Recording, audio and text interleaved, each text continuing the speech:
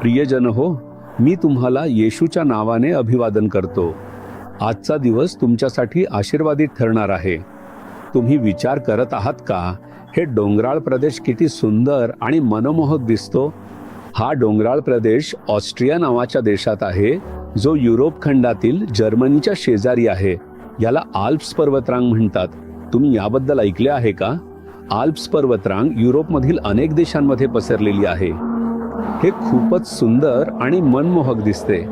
मी अशाच एका भागात उभा आहे आणि तुमच्याशी बोलत आहे. ठीक आहे, तुम्ही वाट पाहत आहात की प्रभूंनी तुमच्यासाठी कोणते वचन ठेवले आहे, बरोबर ना? 1 कोरिन्थकर 2 अध्याय 9 वचन. डोळ्यांनी पाहिले नाही, कानांनी ऐकले नाही आणि मनुष्याच्या मनात जे आले नाही, ते देवाने त्याच्यावर प्रीती करणाऱ्यांसाठी तयार केले आहे. देवाने आपल्यावर प्रेम करणाऱ्यांसाठी राखून ठेवलेले हे महान आशीर्वाद आहेत. तुम्ही येशूवर प्रेम करता का? खरंच प्रेम करता का? सांगा. तुम्ही येशूवर प्रेम करता, ज्याने तुमच्यासाठी आपले रक्त सांडले, मरण पावला आणि पुन्हा जिवंत झाला, बरोबर ना? तोही तुमच्यावर प्रेम करतो आणि तुमच्यासाठी खास गोष्टी तयार केल्या आहेत. त्या गोष्टी डोळ्यांनी पाहिलेल्या नाहीत, कानांनी ऐकलेल्या नाहीत आणि माणसाच्या मनातही आलेल्या नाहीयेत. तुम्ही विचारता का, प्रभूने माझ्यासाठी काय तयार केले आहे? कुठला असा आशीर्वाद आहे जो डोळ्यांनी पाहता येत नाही? जेव्हा मी घर, गाडी यांसारखे सांसारिक आशीर्वाद पाहू शकतो आणि लोक त्यांचे वर्णन करतानाही ऐकू शकतो. येशू ख्रिस्त मरण पावून पुन्हा जिवंत झाल्यानंतर तो स्वर्गात गेला. तो क्रूसावर खेळला जाण्यापूर्वीच त्याने शिष्यांना सांगितलं, माझं जाणं तुमच्यासाठी चांगलं आहे. मी जाईन आणि स्वर्गात तुमच्यासाठी जागा तयार करीन. तुमच्यासाठी जागा तयार केल्यानंतर मी पुन्हा येईन आणि तुम्हाला माझ्याजवळ घेऊन जाईन. स्वर्गात माझ्या पित्याच्या घरी अनेक वाडे आहेत. मी तुमच्यासाठी एक वाडा तयार करायला जात आहे, असं प्रभू म्हणतो. मग प्रभू काय तयार करत आहे? तो म्हणजे स्वर्गातील विशेषाधिकार. ती एक जागा आहे, एक भव्य घर, जे देव आपल्यासाठी राहण्यासाठी तयार करत आहे. तुम्हाला माहित आहे का, काही ठिकाणं पाहिल्यावर लोक म्हणतात, वा, हे तर स्वर्गासारखं दिसतं. आपण अजून स्वर्ग पाहिलेला नाहीये. ती अशी जागा आहे जी या जगातील कुठल्याही गोष्टीशी तुलना करता येणार नाही. ती नक्कीच भव्य असेल. तिथे देवाचे देवदूत, संत आणि देवाची महिमा उपस्थित असेल. बायबलमध्ये स्वर्गाबद्दल जे उघड केले आहे त्याचा विचार केला तरी आपल्याला आश्चर्य वाटतं. आपण डोळ्यांनी पाहिलेलं नाही, कानांनी ऐकलेलं नाही, पण त्याची महिमा अनोखी आहे. अशा जागेत तो आपल्यासाठी एक कायमस्वरूपी जागा तयार करणार आहे.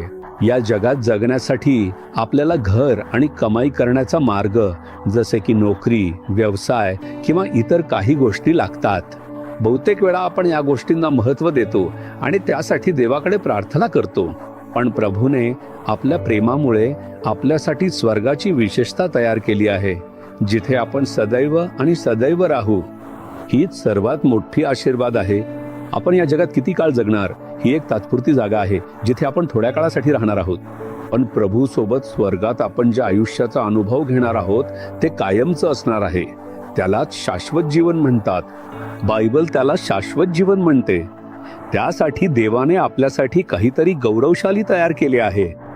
तुमच्यासाठी क्रूसावर मरण पावलेला आणि पुन्हा जिवंत झालेला येशूने स्वर्गाची विशेषता तयार केली आहे.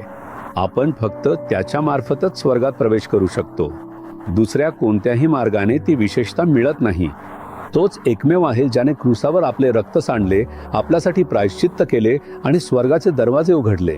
तोच तो आहे ज्याने आपल्यासाठी सर्व काही तयार करत असल्याचं वचन दिले आहे. अशा प्रकारे कुणीही दुसऱ्याने वचन दिलेले नाही. येशूवरील तुमचा विश्वास फक्त या जगातील आशीर्वादांसाठी नसावा, कारण ते फक्त तात्पुरते आहेत. त्याऐवजी प्रभू जे कायमचे आणि गौरवशाली काहीतरी तयार करत आहेत, त्याची आपल्याला इच्छा ठेवावी आणि विश्वास ठेवावा लागेल. प्रभू म्हणतो, मी तुझ्यासाठी जे तयार केले आहे ते खास आहे.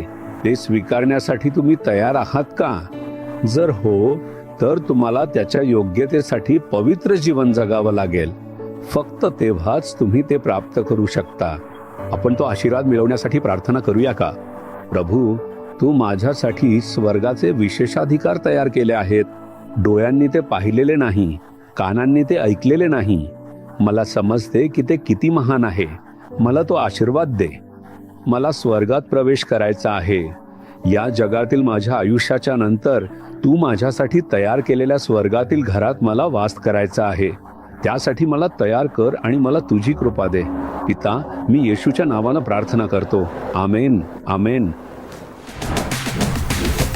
जीसस रिडीम्ड मराठी ह्या यूट्यूब चॅनेलला सबस्क्राईब करा. सबस्क्राईब बटनावर क्लिक करा आणि बेल चिन्हावरही क्लिक करा.